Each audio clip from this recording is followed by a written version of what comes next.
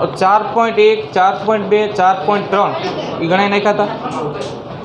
સ્વાધ્યાયના આ શરૂઆતના 3 દાખલા, આમ તો દાખલા નથી, ખાલી તમારે અદિશ રાશિઓ કઈ છે અને સદિશ કઈ છે એ કહેવાનું, એટલે એ ટીક કરી નાખ્યા હતા, બરાબર। હવે સ્વાધ્યાયમાં 4.11 બરાબર, 11નો દાખલો। હવે આ દાખલો ગણવા માટે અહીં ધ્યાન આપો। હવે આપણે સૂત્રો જે વાપરવાના છે એ તમે ત્રીજા ચેપ્ટરમાં ભણશો, બરાબર। અને અહીંયા વ્યાખ્યા છે એ વ્યાખ્યા આપણે અહીંયા યાદ કરી લઈએ, એનો ઉપયોગ કરવાનો છે। જો ધ્યાન આપો, હવે બધાનું ધ્યાન અહીંયા, આ કોઈ કણનું પ્રારંભિક સ્થાન છે, કંઈક નામ આપી દો A, બરાબર, પ્રારંભિક સ્થાન। હવે આ પ્રારંભિક સ્થાનથી એક કણ આવા કોઈ પણ અનિયમિત વક્ર માર્ગે ગતિ કરી અને અન્ય કોઈ સ્થાન B પાસે પહોંચે છે, આ એનું અંતિમ સ્થાન છે। આ તો આપણે ભણી ગયા અહીંયા, બરાબર। આમાં થોડુંક વધારાનું આપણે જોવાનું છે। જો તો કણ A થી B સુધી આવા વક્ર માર્ગે ગતિ કરીને પહોંચે છે, તો આ કણનો જે ગતિમાર્ગ છે, કણનો ગતિમાર્ગ, એ ગતિમાર્ગને આપણે પથ લંબાઈ એવું પણ કહેશું। આ ગતિમાર્ગનું બીજું નામ શું છે? પથ લંબાઈ, રસ્તાની લંબાઈ, બરાબર, પથ લંબાઈ। અહીંથી અહીંયા પહોંચતા જે કુલ અંતર કાપે આ રસ્તા પર એ પથ લંબાઈ કહેવાય, આખા ગતિમાર્ગની કુલ લંબાઈ, બરાબર। પથ લંબાઈ અથવા ઘણી વખત ખાલી આપણે અંતર શબ્દ વાપરીએ ને, અંતર, એ અંતરનો અર્થ થાય કે એને કાપેલું અંતર, આ માર્ગ પર પથ લંબાઈ બોલો કે કાપેલું અંતર બોલો કે ગતિમાર્ગની લંબાઈ બોલો, વાત હરખી થઈ, બરાબર। એટલે કે આ શબ્દ ધ્યાનમાં રાખો। હવે A અને B પ્રારંભિક સ્થાન અને અંતિમ સ્થાનને જોડતો આપણે આમ સદિશ દોર્યો હતો, તો આ સદિશને આપણે કીધું હતું સ્થાનાંતર સદિશ। અને સ્થાનાંતર સદિશ AB નું મૂલ્ય લેવામાં આવે તો એ પ્રારંભિક અને અંતિમ સ્થાન વચ્ચેનું લઘુત્તમ અંતર આપે, એટલે આ થયું સ્થાનાંતર। સ્થાનાંતર છે એ સદિશ રાશિ છે, બરાબર, સ્થાનાંતર સદિશ રાશિ છે। અને ગતિમાર્ગ કે પથ લંબાઈ છે ને એ કેવી રાશિ છે? અદિશ, એટલે આ અદિશ રાશિ ગણવાની, બરાબર, અદિશ। હવે જો બે રાશિઓ, આના પરથી બીજી બે વ્યાખ્યા અહીંયા તમે ત્રીજા ચેપ્ટરમાં ડાયરેક્ટ વ્યાખ્યા જ ભણશો અને એનો ઉપયોગ આપણે અહીંયા કરવાનો છે। સરેરાશ ઝડપ, આવી ગતિ થતી હોય પદાર્થની, કણ કે પદાર્થ A થી B સુધી આવા વક્ર માર્ગે ગતિ કરીને પહોંચે છે, બરાબર। એના માટે સરેરાશ ઝડપ એટલે શું? તો કે સરેરાશ ઝડપ એટલે પથ લંબાઈ છેદમાં સમયગાળો, બરાબર, આ જ વ્યાખ્યા છે, પથ લંબાઈ છેદમાં સમયગાળો। અહીંથી અહીંયા પહોંચતા એને જે કુલ અંતર કાપ્યું કે જે એની પથ લંબાઈ છે અંશમાં, અને અહીંથી અહીંયા આ માર્ગે પહોંચતા એને જે સમય લાગે એ સમયગાળો છેદમાં, તો આ થયું સરેરાશ ઝડપ, એક આ સૂત્ર, અને બીજું સરેરાશ વેગ, સ્થાનાંતર છેદમાં સમયગાળો, બરાબર, સ્થાનાંતર છેદમાં સમયગાળો। તો જો ફેર શું છે તો કે સરેરાશ ઝડપમાં પથ લંબાઈ આવે અને સરેરાશ વેગમાં અહીંયા સ્થાનાંતર આવે, બાકી છેદ તો હરકત છે, બરાબર, સમયગાળો છેદમાં આવશે। અને તમે જોઈ શકો છો કે સમય તો અદિશ રાશિ છે જ, અહીંયા પથ લંબાઈ એ અદિશ છે, માટે સરેરાશ ઝડપ કેવી રાશિ? અદિશ, બરાબર। સ્થાનાંતર સદિશ છે તો સરેરાશ વેગ સદિશ। તો આ બે સૂત્રોનો ઉપયોગ કરી આપણે આવા 3 દાખલા સ્વાધ્યાયમાં ગણવાના છે। એમાં પહેલું આપણે જોઈએ 4.11, અને ખાલી સિમ્પલ વાત જ છે। જો 4.11 રકમ બુકમાં જો રકમ એ રીતે છે કે એક મુસાફર એક નવા શહેરમાં સ્ટેશન પર ઉતરીને ટેક્સી કરે છે અને સ્ટેશનથી સુરેખ રોડ પર આવેલી એની હોટલ પર 10 કિલોમીટર દૂર જાય છે, બરાબર। એટલે આવી વાત થઈ ગયો, આપણે જે ગતિ આપી છે, બરાબર, એના ચિત્રાત્મક રીતે દોરીએ તો આ સ્ટેશન, બસ સ્ટેશન કે રેલવે સ્ટેશન જે ગણી લો, તો આ સ્ટેશન છે એનું પ્રારંભિક સ્થાન થયું, અહીંયા ઉતરે છે પ્રારંભિક સ્થાન, અને સ્ટેશનથી એ હોટલ પર જાય છે, એ હોટલ એનું અંતિમ સ્થાન, બરાબર, આ અંતિમ સ્થાન। અને તમને રકમમાં કીધું છે જો કે જે સ્ટેશન છે અહીંયાથી એની હોટલ સુરેખ રસ્તા પર 10 કિલોમીટર દૂર છે, સુરેખ રસ્તા પર, એટલે સ્ટેશનથી હોટલને જોડતો આવો સુરેખ રસ્તો છે જ અહીંયા, અને સુરેખ રસ્તા પર 10 કિલોમીટર દૂર છે. તો આ 10 કિલોમીટર અંતર જે થયું એ આ પ્રારંભિક સ્થાન અને અંતિમ સ્થાન વચ્ચેનું મિનિમમ અંતર થયું, જે શું કહેવાય? સ્થાનાંતરનું મૂલ્ય. આપણને આ ખબર છે કે પ્રારંભિક અને અંતિમ સ્થાન વચ્ચેનું મિનિમમ અંતર હોય એને જે શું કહેવાય? સ્થાનાંતર. તો આ 10 કિલોમીટર છે ને એ અહીંનું થયું સ્થાનાંતર. પણ હવે જો વાત એમ કીધી છે રકમમાં કે આમ તો સુરેખ રસ્તા પર જો એ ટેક્સી કરીને હોટલ પર જાય તો 10 કિલોમીટર અંતર કાપીને પહોંચી જાય, અને સુરેખ રસ્તો હોવાથી મિનિમમ અંતર પણ છે, જે પ્રારંભિક અને અંતિમ સ્થાન વચ્ચેનું મિનિમમ અંતર હોવાથી જે સ્થાનાંતરનું મૂલ્ય દર્શાવે છે. પણ ટેક્સી છે ને એનો ડ્રાઈવર અહીંયા વધુ ભાડું વસૂલાય એવી આશયથી આમ સીધા માર્ગે જવાને બદલે આવા માર્ગે લઈ જાય છે. બરાબર, આવો અનુભવ ક્યારેક થયો હોય આપણને પણ કે અજાણ્યા શહેરમાં ક્યાંક ઉતરો, બરાબર, તો જ્યાં તમારે જવું છે એ આમ નજીકમાં જ છે, તમને અહીંયાથી દેખાતું પણ હોય બિલ્ડિંગ કે જે પણ કંઈ. ખબર ન હોય ને તમે રિક્ષા કરો તો રિક્ષાવાળાને દેખાતું હોય સામે જ છે, પણ એ થોડુંક આમ આખા ચૂકું લઈ જાય એટલે થોડુંક ભાડું વધારે મળે. તો એવું કર્યું અને આવા રસ્તે એ લઈ ગયો, જો ધ્યાન આપો, આવા રસ્તે. અને એ રસ્તે જે લઈ જાય છે એ રસ્તાની લંબાઈ તમને આપી છે 23 કિલોમીટર. તો આ 23 કિલોમીટર છે એ આ વાંકા ચૂકા માર્ગની લંબાઈ. આવા માર્ગે એ લઈ જાય છે, એટલે ગતિ આ માર્ગે થાય છે, ગતિ આ માર્ગે થતી નથી.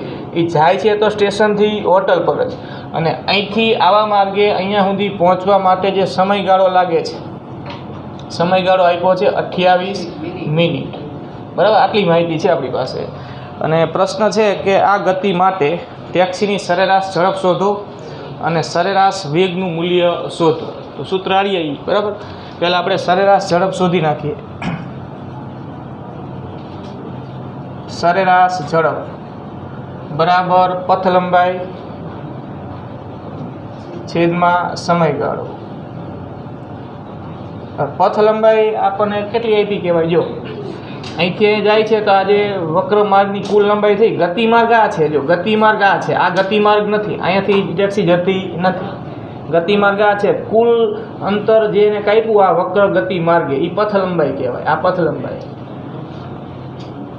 બરાબર. અને બે વચ્ચેનું જે મિનિમમ અંતર છે આ 10 કિલોમીટર, એ શું થયું? સ્થાનાંતર. સ્થાનાંતરનું મૂલ્ય ટૂંકમાં, બરાબર. તો બસ અહીંયા મૂકી દઈજો. આ પથ લંબાઈ 23 કિલોમીટર એકમ સહિત મૂકી આપણે. જો આ 23 કિલોમીટર અને સમયગાળો 28 મિનિટ. આપણે જવાબ છે ને કિલોમીટર પર અવરમાં મેળવવો પડે, તો સમય આપણે અવરમાં મૂકીશું. અંતર તો કિલોમીટરમાં આપેલું છે, તો 28 મિનિટના અવર કેટલા? તો કે મિનિટને અવરમાં કન્વર્ટ કરવો હોય તો 60 વડે ભાગી નાખવાનું. આવું ખ્યાલ હશે આપણને, બરાબર. સામાન્ય કન્વર્ઝન છે આ, કે 1 અવર બરાબર 60 મિનિટ. તો ઉલટું લખો તો 1 મિનિટ બરાબર 1/60 અવર. ટૂંકમાં મિનિટને અવરમાં કન્વર્ટ કરો હોય તો 60 વડે ભાગી નાખવાના રહે. તો અહીંયા 28 ભાગ્યા 60 કર્યા, બરાબર. સમયગાળાની જગ્યાએ અહીંયા 28 ભાગ્યા 60 મૂકો, 28 ભાગ્યા 60, અને અહીંયા એકમ હવે કયો? અવર. તો બસ આ ગણતરી કરો એ આપણો જવાબ. છેદનો છેદ હોય ને અંશમાં લખી શકાય. આ 60 છે ને એ અંશમાં જાય, એટલે 23 ગુણ્યા 60 છેદમાં 28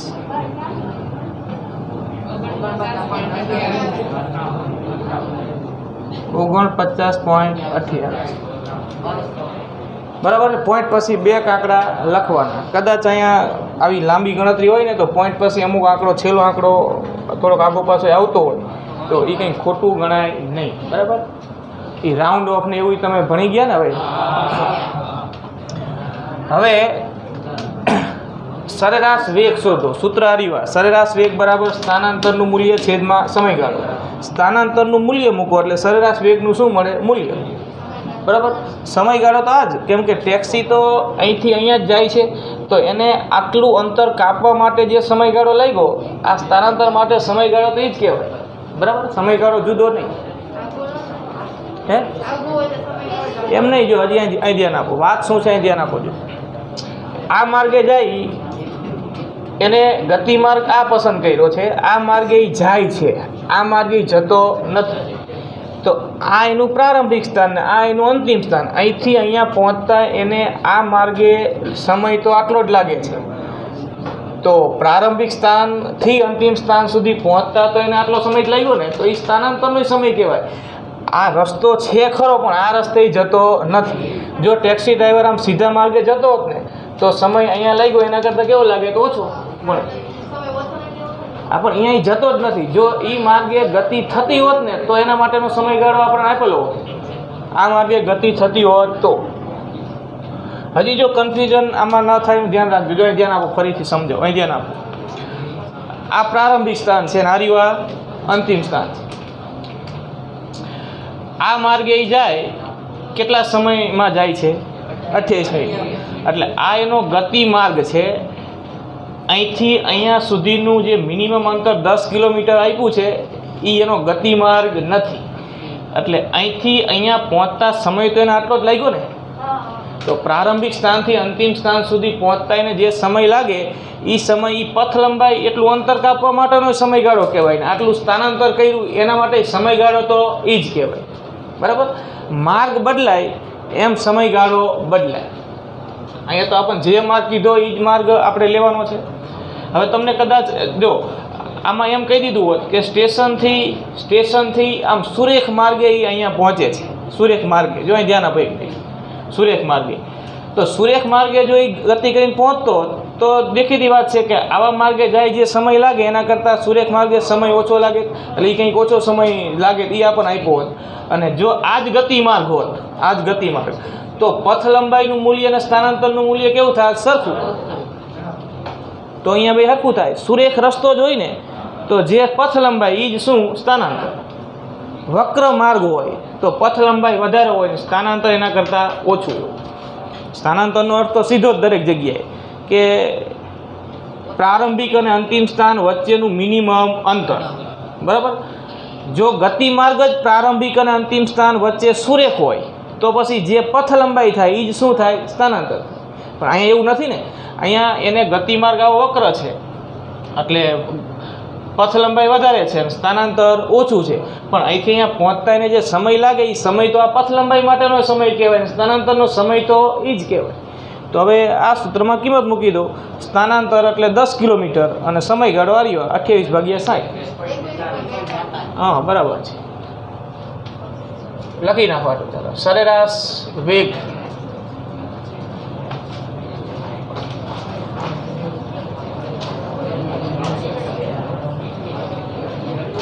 સ્થાનાંતર 10 કિલોમીટર. બીજો અવાજ આવે છે ચાલુ ક્લાસે, બીજું વાતું કરવાનું ઓછું રાખો. આપણે બોર્ડ ઉપરથી લખવાનું હોય ને એમાં કંઈ વાત કરવાની જરૂર ન પડે. ગણતરી કરવાની થાય ક્યાંક વચમાં તો આપણી પાસે કેલ્ક્યુલેટર છે, એમાં આપણે જાતે ગણતરી કરીને લખવું. એમાંય ચર્ચા આજુબાજુ કરવાની નથી હોતી. પછી થાય શું કે એમાં ને એમાં વાતો ચડી જાય છે આપણે, અને અગાઉનો પોઈન્ટ પછી ધ્યાનમાં રહેતો નથી.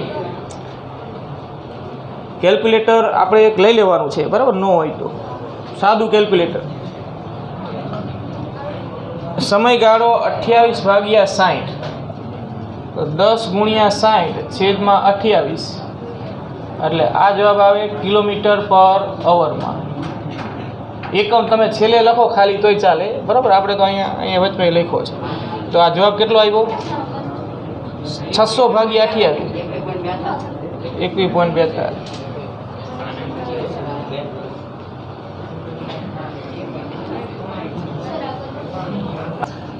રકમમાં આકૃતિ આપણને આપેલી છે અને અહીંયા પણ તમારે સ્થાનાંતર, સરેરાશ વેગ અને સરેરાશ ઝડપ, બરાબર, આ 3 જવાબ મેળવવાના છે. આ ગણ્યું એવી જ વાત છે. જો રકમ જુઓ, આ રીતે 1 કિલોમીટર ત્રિજ્યાવાળો આવો વર્તુળાકાર ટ્રેક છે, બરાબર? આ રીતે કોઈ બગીચામાં આવો વર્તુળાકાર ટ્રેક બનાવેલો છે જેની ત્રિજ્યા 1 કિલોમીટર છે. ત્રિજ્યા 1 કિલોમીટર. આ વર્તુળાકાર ટ્રેકનું કેન્દ્ર છે. હવે એ કેન્દ્ર છે, અહીંયાથી કોઈ એક સાયકલ સવાર ગતિની શરૂઆત કરે છે. એટલે આ પ્રારંભિક સ્થાન છે. પ્રારંભિક સ્થાન તો અહીંથી ગતિની શરૂઆત કરે છે, આકૃતિ રકમમાં છે અને ગતિમાર્ગ એનો આવો છે. પહેલાં આ વર્તુળના કેન્દ્ર O પરથી આ રીતે ગતિ કરી અને વર્તુળના પરિઘ પરના બિંદુએ પહોંચે છે, બરાબર. કંઈક નામ આપી દો P. હવે વર્તુળના પરિઘ પર ગતિ કરી, બરાબર. આ ગતિમાર્ગ હવે સુરેખ નહીં, આ પરિઘ પર આવો વક્ર ગતિમાર્ગ, પરિઘ પર ગતિ કરી અને આ બિંદુ Q પર પહોંચે છે અને Q થી O ને આમ જોડી દો એટલે Q થી ફરી પાછો O પર પાછો આવે છે. એટલે એનું પ્રારંભિક સ્થાન અને અંતિમ સ્થાન બે કેવું છે? એક જ છે. અહીંથી નીકળો તો O થી P, P થી Q, Q થી O, એટલે અહીંયા જ્યાં હતો અહીંયા પાછો આવ્યો, એટલે આ અંતિમ સ્થાન પણ આ O જ છે, બરાબર. અને બીજી વાત કે આ જે ખૂણો બને છે, આ ખૂણો એ 90નો છે, બરાબર. તો પ્રશ્ન છે કે સ્થાનાંતર કેટલું? તો શૂન્ય થાય એ તો સીધો જ ખ્યાલ આવી જાય. આપણે આગળ પણ તમે લખ્યું કે પ્રારંભિક અને અંતિમ સ્થાન એક જ હોય તો સ્થાનાંતર શૂન્ય થાય, એટલે પહેલો જવાબ થશે શૂન્ય. સ્થાનાંતર 0. કારણ આપી દો, કેમ કે કણનું પ્રારંભિક અને અંતિમ સ્થાન કેવું છે? એક જ છે. કણનું કે પદાર્થનું કે આ વ્યક્તિનું કે સાયકલ સવાર, બરાબર.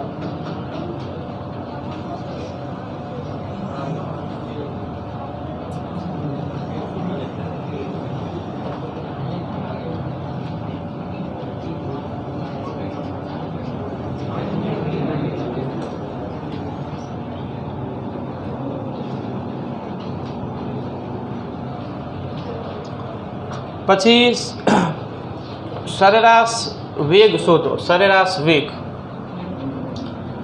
તો સ્થાનાંતર શૂન્ય થાય તો સરેરાશ વેગ એ શૂન્ય જ થાય, બરાબર. સરેરાશ વેગ એટલે સ્થાનાંતર છેદમાં સમયગાળો. એટલે બીજો પ્રશ્ન છે સરેરાશ વેગ. તો સરેરાશ વેગ બરાબર સ્થાનાંતર છેદમાં સમયગાળો. સ્થાનાંતર શૂન્ય તો સમયગાળો ગમે તે હોય, બરાબર. આપણને સમયગાળો આપેલો છે અહીંયા કે આ રીતે O પરથી નીકળીને O પર પાછો આવે ત્યાં સુધીમાં એને 10 મિનિટ લાગે છે, બરાબર. સમયગાળો છે 10 મિનિટ.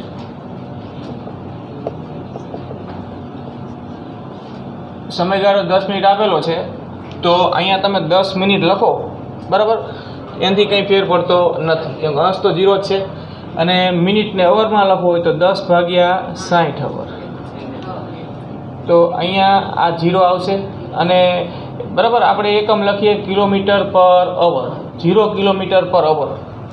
અહીંયા સ્થાનાંતર 0 કિલોમીટર, કેમ કે અંતર આપણને કિલોમીટરમાં આપેલું છે. આ કિલોમીટરમાં આપ્યું ને ત્રિજ્યા, એ અંતરનો એકમ કિલોમીટર લખીએ. જો કે 0 જવાબ આવતો હોય તો એકમ લખવાનો કંઈ અર્થ રહેતો નથી, પણ છતાંય એક બરાબર એક નિયમ તો એવો છે જ, જો કે તમે ખાલી 0 લખો ને તો એ સ્થાનાંતરનો જવાબ આમ તો ન કહેવાય, કેમ કે તમે કોઈ ભૌતિક રાશિનું માપન આપો એટલે એ માપન આપ્યા બાદ એનો એકમ તો લખવો જ પડે. પછી ભલે માપન 0 આવતું હોય, અહીંયા માપન 0 આવ્યું તો તમે સ્થાનાંતરનું માપન કર્યું છે, બરાબર. તો એકમ તો અહીંયા લખવો જ પડે નિયમ અનુસાર. તો પણ સામાન્ય રીતે 0 જવાબ આવતો હોય તો આપણે એકમ લખતા હોતા નથી, પણ નિયમ અનુસાર ભલે જવાબ 0 આવ્યો તો આ 0 કિલોમીટર એમ એવું લખવું પડે. અહીંયા સરેરાશ વેગ 0 આવ્યો તો 0 કિલોમીટર પર અવર. નિયમ અનુસાર આવું લખવું પડે, બરાબર. કેમ કે એ ખાલી શૂન્ય નથી, આ ખાલી શૂન્ય નથી, આ ખાલી શૂન્ય નથી, એ કોઈ ભૌતિક રાશિનું માપન છે અને માપન હોય એટલે એકમ લખવો પડે, બરાબર. ત્રીજો પ્રશ્ન સરેરાશ ઝડપ શોધો. સરેરાશ ઝડપ, તો સરેરાશ ઝડપનું સૂત્ર છે પથ લંબાઈ છેદમાં સમયગાળો. તો હવે જો ધ્યાન આપો, પથ લંબાઈનો અર્થ આપણે હમણાં જ કર્યો એ જ પ્રમાણે અહીંયા કરવાનો કે પદાર્થે કાપેલું કુલ અંતર.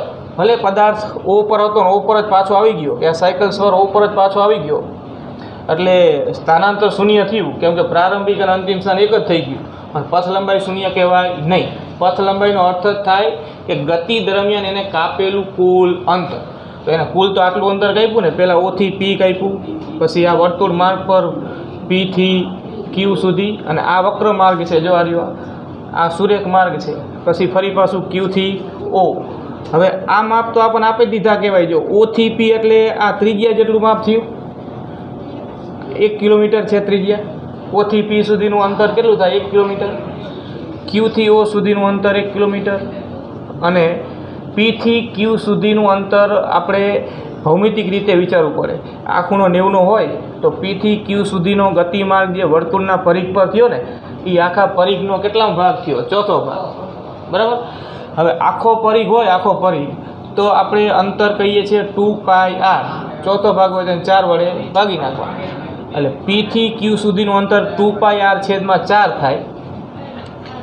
O થી P સુધીનું અંતર 1 કિલોમીટર અને Q થી O સુધીનું અંતર 1 કિલોમીટર. કાપેલું કુલ અંતર એટલે ત્રણેય અંતરનો શું કરવો પડે? સરવાળો. એ પથ લંબાઈ થઈ. બરાબર. એટલે આપણે આ પથ લંબાઈના સ્થાને આમ લખીશું કે 1 કિલોમીટર. P થી O થી P સુધીનું અંતર, પછી P થી O સુધીનું અંતર 1 કિલોમીટર, એટલે આ કિલોમીટરમાં જ માપ છે. અને પછી આર્યું P થી Q પરિઘ પર 2πr/4 અને છેદમાં સમયગાળો 10 મિનિટ છે. અવરમાં લખો એટલે 10/60. બરાબર. એટલે હવે આનું સાદરૂપ આપવાનું રહે. જો ઉપર આ 2 થઈ ગયા. પહેલાં તો અહીંયા પાઈની જગ્યાએ આપણે લખીએ 22/7. આ 2 પ્લસ πr. બરાબર. પાઈ એટલે 3.14 અથવા 22/7 પાઈની કિંમત.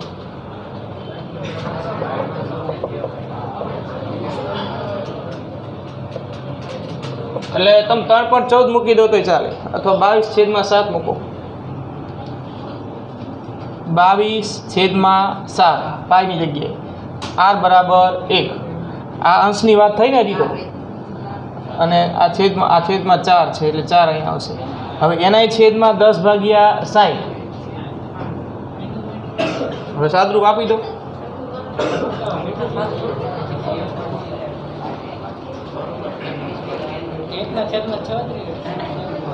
હા, કરી નાખો. હવે આગળ તમારે સાદરૂપ આપી દો, છેલ્લો જવાબ મેળવો.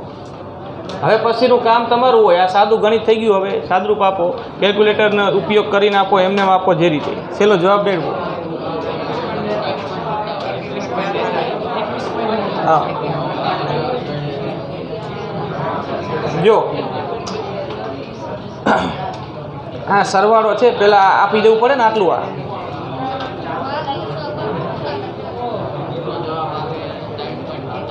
22 ગુણ્યા 2 44/7/28 એટલે 44/28 કરો. એમાં 2 ઉમેરો. છેલ્લો જવાબ આવશે ને આ સાદરૂપ આપતા.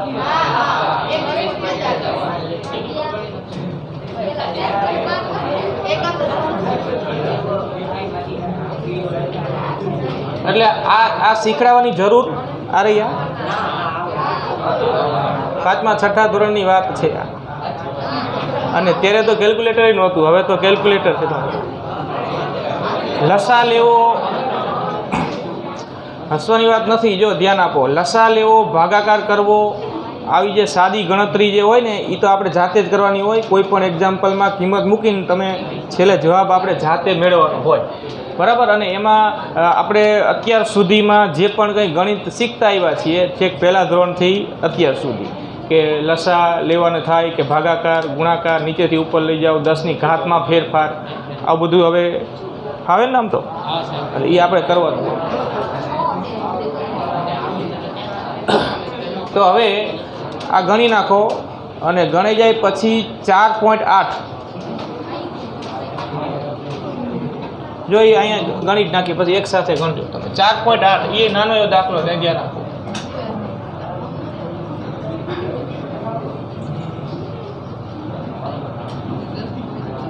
જો તમને આકૃતિ આપી છે બુકમાં કે આ રીતે એક વર્તુળના પરિઘ પર આ કોઈ સ્થાન P છે. બરાબર. આ પ્રારંભિક સ્થાન. હવે જો એમ કીધું છે કે આ જે વર્તુળ છે એની ત્રિજ્યા 200 મીટર હોય. ત્રિજ્યા r બરાબર 200 મીટર. બરાબર. આની ત્રિજ્યા, વર્તુળનું કેન્દ્ર ગણો તો ત્રિજ્યા એની 200 મીટર છે. તો આ 200 મીટર વર્તુળાકાર રિંગની, આ 200 મીટર વર્તુળાકાર ત્રિજ્યા ધરાવતું આ જે વર્તુળ છે એની અંદરની સપાટી આ બરફની છે, બરાબર. આખું મેદાન બનાવ્યું છે વર્તુળાકાર, બરફ છે ઉપર. હવે એ બરફની સપાટી પર બરાબર 3 છોકરીઓ સ્કેટિંગ કરે છે. હવે પ્રશ્ન એમ છે જો કે બિંદુ P થી સ્કેટિંગ શરૂ કરે છે, એટલે એ પ્રારંભિક સ્થાન, એટલે દરેકનું પ્રારંભિક સ્થાન બિંદુ P છે અને આકૃતિમાં દર્શાવ્યા પ્રમાણે એ ત્રણેયના ગતિમાર્ગ છે.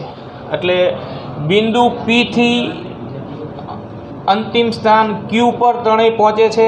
એમાં એક ગતિમાર્ગ કંઈક આવો વક્રાકાર છે આ છોકરી A માટે. પછી P થી આ ગતિમાર્ગ Q સુધીનો જે આપ્યો કેન્દ્રમાંથી પસાર થતો આ સુરેખ માર્ગ છે આ B માટે, અને બીજો કંઈક આવો વક્ર ગતિમાર્ગ છે આ C માટે, બરાબર. આવા ત્રણેય માટે ગતિમાર્ગ જુદા, પણ ત્રણેય પહોંચે છે તો P થી Q પર જ. એટલે ત્રણેય માટે પ્રારંભિક અને અંતિમ સ્થાન એક જ છે, આ અંતિમ સ્થાન, બરાબર. હવે A, B અને C આ ત્રણેય છોકરીઓ માટે સ્થાનાંતરનું મૂલ્ય કેટલું, આવો પ્રશ્ન છે. તો જવાબ શું આવશે?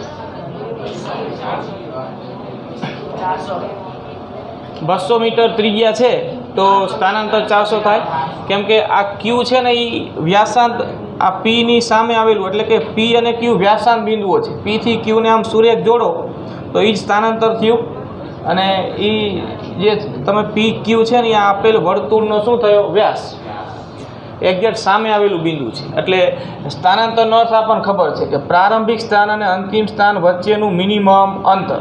તો મિનિમમ અંતર આ વર્તુળના વ્યાસ જેટલું થાય, તો એ આપણો જવાબ, બરાબર. ત્રણેય માટે સ્થાનાંતરનું મૂલ્ય 400, એટલે ડાયરેક્ટ લખી દઈએ, આકૃતિ પરથી જવાબ આપવાનો છે. ત્રણેય માટે સ્થાનાંતર એટલે 2 ગુણ્યા ત્રિજ્યા, એવું લખો. વ્યાસ એટલે 2 ગુણ્યા ત્રિજ્યા, એટલે 2 ગુણ્યા 200, 400 મીટર સમાન મળશે, બરાબર. હવે બીજો પ્રશ્ન એવો છે કે આ ત્રણેય માટે કઈ છોકરી માટે સ્થાનાંતરનું માન અને મૂળ સ્કેટની પથ લંબાઈ જેટલું થશે, એટલે કે કયા ગતિમાર્ગ માટે પથ લંબાઈ સ્થાનાંતર સરખા થાય? B, બરાબર. આકૃતિ પરથી B, કેમ કે એનો ગતિમાર્ગ સુરેખ છે ને, હમણાં આપણે વાત કરી પ્રમાણે કે ગતિમાર્ગ જો સુરેખ હોય પ્રારંભિક અને અંતિમ સ્થાનને જોડતો, તો જે સ્થાનાંતર થાય એ શું થાય? પથ લંબાઈ. બાકી આ બે માટે પથ લંબાઈ વધારે થાય, સ્થાનાંતર તો એનું આટલું જ થાય. લખી નાખો આકૃતિ પરથી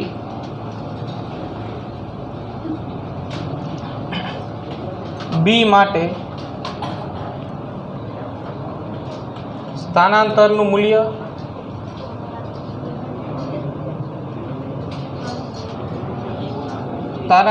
મૂલ્ય અને પથ લંબાઈ સમાન થશે. હજી વાતું કરો છો તમે, મને ખરેખર કોઈને ઊભા કરવા પડશે. હવે આજુબાજુ વાતું સતત બોલ કરવાની ટેવ ઘટાડી દો ચાલુ ક્લાસે.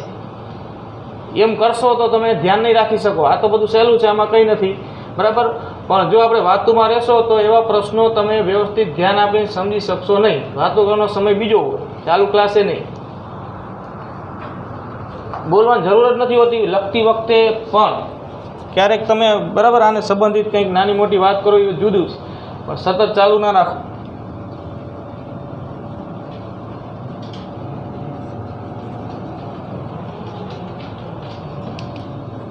સમાન છે.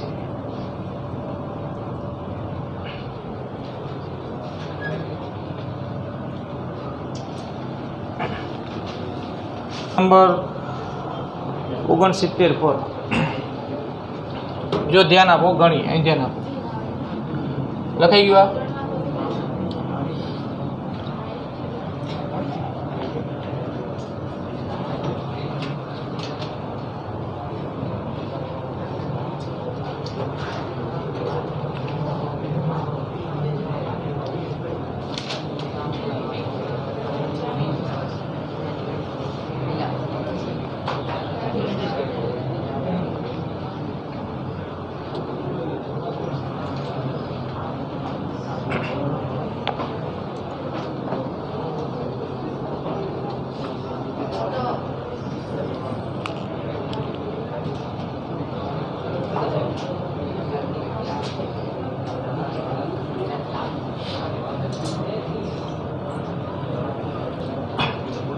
જો અહીંયા ધ્યાન આપો. હવે અહીંયા વાત આ રીતે છે કે એક સ્થળે વરસાદ પડી રહ્યો છે, બરાબર. વરસાદ આમ શિરોલંબ અધો દિશામાં, શબ્દ પ્રયોગ આવો હોય ને, શિરોલંબ અધો દિશા, એટલે કે વરસાદના વેગની દિશા પૃથ્વીની સપાટીને લંબ. વરસાદના વેગનો સદિશ આપણે વિચારીએ તો એ સદિશ આમ પૃથ્વીની સપાટીને કેવો આવશે? લંબ. દિશા એની નીચે તરફ. શિરોલંબ અધો દિશા એટલે પૃથ્વીની સપાટીને લંબ નીચે તરફ, અને શિરોલંબ ઉધ્વ દિશા એવો શબ્દ પ્રયોગ હોય તો પૃથ્વીની સપાટીને લંબ આમ ઉપર તરફ. વરસાદ શિરોલંબ અધો દિશામાં પડી રહ્યો છે. અહીંયા એક વ્યક્તિ ઊભો છે, વિચારો આમ અહીંયા, બરાબર. વરસાદ શિરોલંબ અધો દિશામાં પડે છે. જો એને પલળવું ન હોય તો એની પાસે એક છત્રી છે. એ છત્રી એ આમ સીધી રાખશે, આમ સીધી રાખશે કે જેથી કરીને વરસાદથી બચી શકાય. હવે એ જ્યાં ઊભો છે અહીંયા આમ પવન ફૂંકાય છે. તમે વિચારો, પહેલાં થોડુંક પ્રેક્ટિકલી વિચારો કે પવન ફૂંકાય એટલે પવનનો વેગ વરસાદના વેગમાં ભળે, એટલે આમ વરસાદ પડતો હોય ને આ બાજુથી આમ પવન ફૂંકાય તો વરસાદ આમ ત્રાંસો થાય. તો હવે આમ છત્રી રાખી હતી, એને પડવું ન હોય તો છત્રીને આમ કરવી પડશે. પવન આમથી ફૂંકાય તો વરસાદ આમ ત્રાંસો થાય, પલળવું ન હોય તો છત્રી આમ ત્રાંસી કરવી પડે. સમજો છો ને વાત? તો બસ એ જ દાખલો છે. જો રકમમાં તમે જુઓ, તમને એમ કીધું છે કે આ જગ્યાએ વરસાદ શિરોલંબ અધો દિશામાં 35 મીટર પર સેકન્ડના વેગથી પડે છે. એટલે વરસાદના વેગના સદિશનું મૂલ્ય કે વરસાદના વેગનું મૂલ્ય આપણે લખ્યું અહીંયા VR વડે દર્શાવ્યું. આ ફક્ત મૂલ્ય 35 મીટર પ્રતિ સેકન્ડ. તો આપણે વરસાદ શિરોલંબ અધો દિશામાં 35 મીટર પર સેકન્ડના વેગથી પડતો હોય તો વરસાદના વેગનો સદિશ આપણે રજૂ કરવો છે. આપણે શરૂઆતમાં જોઈ ગયા ચિત્રાત્મક રજૂઆત કે આકૃતિ સ્વરૂપે રજૂઆત. તો વરસાદના વેગનો સદિશ હું આ કોઈ બિંદુ પરથી રજૂ કરું તો આમ એની જે દિશા છે એ આમ અધો દિશા રાખવી પડશે. વરસાદના વેગનો સદિશ અધો દિશામાં આમ જ વિચારો. જો તમે અહીંયા ઊભા છો ને તો આ થઈ અધો દિશા, આ પૂર્વ દિશા, આ થઈ પશ્ચિમ દિશા. ભૌગોલિક દિશાઓ તો પૃથ્વીની સપાટીને સમાંતર હોય ને, પૂર્વ, પશ્ચિમ, આમ ઉત્તર, દક્ષિણ. અને શિરોલંબ અધો દિશા તો આ દરેક ચારેય ભૌગોલિક દિશાઓને કેવી હોય? લંબ હોય. બરાબર. વિચારો જરા જો કે વરસાદના વેગનો સદિશ આમ નીચે તરફ, આ પેન ઉપર જે મૂકી આ પૂર્વ દિશા, આ રહ્યા પશ્ચિમ દિશા. તો વરસાદના વેગનો સદિશ આ પૂર્વ પશ્ચિમ દિશાને લંબ થાય, અને આ જો પૂર્વ પશ્ચિમ તો આ થાય ઉત્તર દક્ષિણ. તો જે ભૌગોલિક દિશાઓ જે હોય એ તો આમ પૃથ્વીની સપાટીને સમાંતર જ કહેવાય ને. આપણે જ્યાં ઊભા હોય ત્યાંથી આપણે આમ જ કહીએ ને કે પૂર્વ પશ્ચિમ કે ઉત્તર દક્ષિણ. શિરોલંબ દિશા અધો દિશા હોય કે ઉધ્વ દિશા હોય, યા ભૌગોલિક દિશાઓને કેવી થાય? લંબ થાય. એટલે અહીંયા વરસાદના વેગનો સદિશ શિરોલંબ અધો દિશામાં છે એવું આપણને કહી દીધું છે. અને આપણે અહીંથી એક સદિશ રજૂ કર્યો મેં યાદચ્છિક રીતે આટલી લંબાઈનો, જેની દિશા પૃથ્વીની સપાટીને લંબ. તો આ કહેવાય સદિશ VR. આ લંબાઈ છે ને એ કેટલું મૂલ્ય સૂચવે? 35. માપીને દોરવાની જરૂર નથી, ચોક્કસ લંબાઈનો સદિશ આકૃતિ સ્વરૂપે અહીંયા આપણે દોર્યો. એવો ટોપિક આવ્યો આગળ, બરાબર. એ જ વાત છે અહીંયા કે વરસાદના વેગનો સદિશ તમે શિરોલંબ અધો દિશામાં દોર્યો, એની જે પણ કંઈ લંબાઈ રાખી છે એ લંબાઈ કેટલું મૂલ્ય સૂચવે છે? 35. હવે રકમમાં એમ કીધું છે કે આ સ્થાને અહીંયા વ્યક્તિ ઊભો છે, અહીંયા વરસાદ આમ શિરોલંબ અધો દિશામાં આટલા વેગથી પડે છે. અહીંયા પવન ફૂંકાય છે. પવન પૂર્વથી કઈ બાજુ ફૂંકાય છે? પશ્ચિમ. હવે આપણને કીધું છે પૂર્વથી પશ્ચિમ. પવનનો વેગનું મૂલ્ય છે 12 મીટર પર સેકન્ડ. તો આપણે વરસાદના વેગનો સદિશ જ્યાંથી દોર્યો ને અહીંયાથી જ પવનના વેગનો સદિશ પણ દોરીએ. દિશા પણ આપેલી છે પૂર્વથી કઈ બાજુ? પશ્ચિમ. તો પવનના વેગનો સદિશ રજૂ કરો ચિત્રાત્મક રીતે તો એ આવશે આમ પશ્ચિમ તરફ. બેના પૂછ આપણે એક જ બિંદુએ રાખ્યા. તો આ કહેવાય સદિશ VW, પવનના વેગનો સદિશ. આ કહેવાય સદિશ VR, વરસાદના વેગનો સદિશ. બરાબર. આની લંબાઈ આપણે વધારે રાખી અને આની લંબાઈ કેવી રાખી? ઓછી. કેમ કે આ લંબાઈ કેટલું મૂલ્ય સૂચવે? 35. અને આ લંબાઈ કેટલું મૂલ્ય સૂચવે? 12. એટલે એ નાનો સદિશ થાય. બે સદિશો એક જ બિંદુ પાસેથી દોરતા બે પરસ્પર કેવા થશે? લંબ થશે. બરાબર. હવે હકીકતમાં આમ પવન ફૂંકાય ને એટલે વરસાદ આમ ન પડે. હવે વરસાદ આમ ત્રાસો થઈ જાય આમ, તો વરસાદ હવે કેટલા વેગથી અને કઈ દિશામાં હવે આપણને અનુભવાય એ દિશા આપણે નક્કી કરવી હોય તો સમાંતર બાજુ ચતુષ્કોણનો નિયમ વાપરો. જો આ બે સદિશો થયા, બેને સમાવતો સમાંતર બાજુ ચતુષ્કોણ દોરો તો આમ થશે. આટલી જ લંબાઈ સામે, આ લંબાઈ આમ સામે, સમાંતર બાજુ ચતુષ્કોણ થયો. બે સદિશોનું આ સામાન્ય બિંદુ થયું. બધી જ હકીકત આપણે ભણી ગયા. આ સામાન્ય બિંદુમાંથી જે વિકર્ણ મળે, આ વિકર્ણ જે મળશે આ આમ આવશે ને, બરાબર. તો આ કહેવાય, એને કંઈક નામ આપી દે, સદિશ આર. એ સદિશ આર એટલે VR પ્લસ VW. એને કહેવાય વરસાદનો પરિણામી વેગ, પવન ભળ્યા બાદનો. એ ખાલી વરસાદનો એકલાનો વેગ નથી, એમાં પવનનો વેગ પણ ભળેલો છે. બરાબર. એટલે આ VRનું આપણે મૂલ્ય શોધવું છે. અને આ VR અહીંયા જે ખૂણો બનાવે, અહીંયા થીટા ખૂણો શિરોલંબ દિશા સાથે, એ ખૂણો શોધવો છે. જો આ ખૂણો, અને થોડુંક આમ લંબાવો, તો આ ખૂણો થીટા થાય, તો આ ખૂણો થીટા થાય, આ બે અભિકોણ થાય. બરાબર. તો વ્યક્તિ પહેલાં છત્રી આમ લઈને ઊભો હતો ને, પલળવું નહોતું ત્યારે, પવન નહોતો તો વરસાદ આમ સીધો પડતો હતો. હવે પવન આમ ફૂંકાણો તો વરસાદ હવે આમ ત્રાસો પડશે. આ વરસાદના વેગનો પરિણામી સદિશ જ કહેવાય. એટલે આ છત્રીને આમ કરવી પડે, આમ રાખવી પડશે, આમ. એટલે આપણે જવાબ જ આપવાનો છે કે આ છત્રીને આપણે કેટલા કોણે નમાવવી પડે એવો પ્રશ્ન છે. આ થીટા શોધવાનો છે, આરનું મૂલ્ય શોધવાનું છે અને આ થીટા શોધવાનું છે. તો આરનું મૂલ્ય શોધવા તો આપણે સાદી ભૂમિતિ જ વાપરી લો. હવે જો આપણે તો અહીંયા આરનું મૂલ્ય ડાયરેક્ટ શોધવું છે તો પાયથાગોરસનો પ્રમેય વાપરો, અથવા તો કાલે આપણે જે સૂત્ર બનાવ્યું ને છેલ્લે એ વપરાઈ ગયો, બેયથી મળે. કાલનું સૂત્ર લાગુ પાડો તો જો સૂત્રનું મૂળ સ્વરૂપ કાલનું કોસાઇનનો નિયમ બોલો જોઈએ.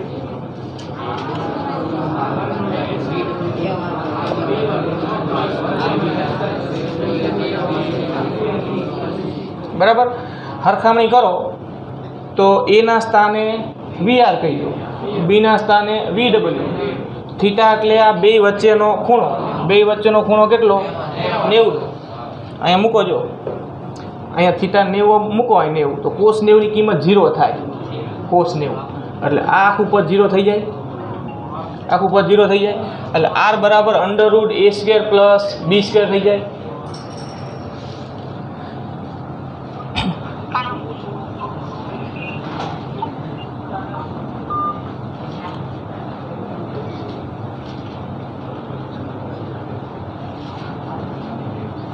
જો એની જગ્યાએ કોનું મૂલ્ય મૂકશો? VR. બીની જગ્યાએ અહીં મૂકી દો એટલે આરનું મૂલ્ય મળી જાય. સૂત્ર આ જ લાગુ પડે સીધું. અને આપણે પાયથાગોરસનો પ્રમેય વાપરવો હોય તો આ કાટકોણ ત્રિકોણ લઈ લો. જો આ કાટકોણ ત્રિકોણ માટે કર્ણનો વર્ગ બરાબર બે બાજુના વર્ગનો સરવાળો. વાત આની યાદ થાય, તમે સરખામણી કરી જુઓ. જો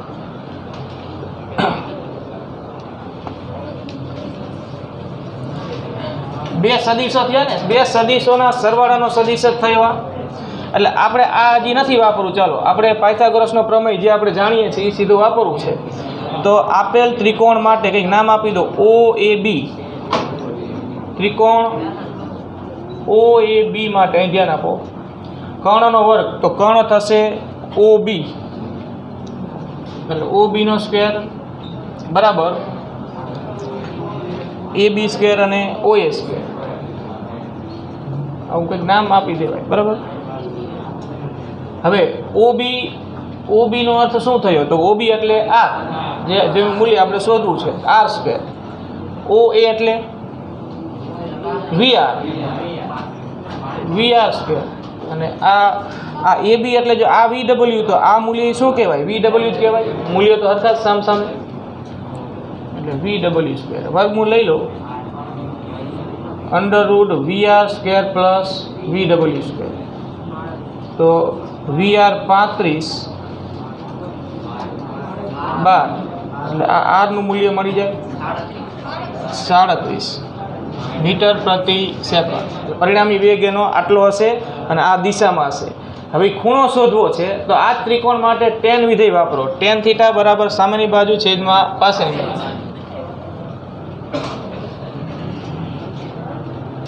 ત્રિકોણ OAB માટે tan થીટા બરાબર VW છેદમાં VR. આ સામેની બાજુ થઈ ને થીટાની, VW છેદમાં VR. હવે VW કેટલું છે 12, VR કેટલું છે 35. તો tan થીટા બરાબર 0.3428. તો થીટા બરાબર tan ઇનવર્સ 0.3428. અત્યારે આપણે આ રીતે લખીએ અને અહીંથી હવે આ થીટા કેટલા અંશ એક્ઝેક્ટ એ શોધવું હોય તો એના માટે નેચરલ ટેન્જેન્ટનું કોષ્ટક વાપરવું પડે. અને એ કોષ્ટકમાં કઈ રીતે એ આપણે જોવું એ હજી તમને હું શીખડાવીશ આવતીકાલે. અને પછી આપણે આ મૂલ્ય આ થીટા બરાબર નિયરલી ઇક્વલ ટુ 19 અંશ આવે એ કઈ રીતે આવે એ આપણે કાલે સમજીશું. અત્યારે તમે અહીંયા સુધી લખજો અને કાલે છે ને 1 મિનિટ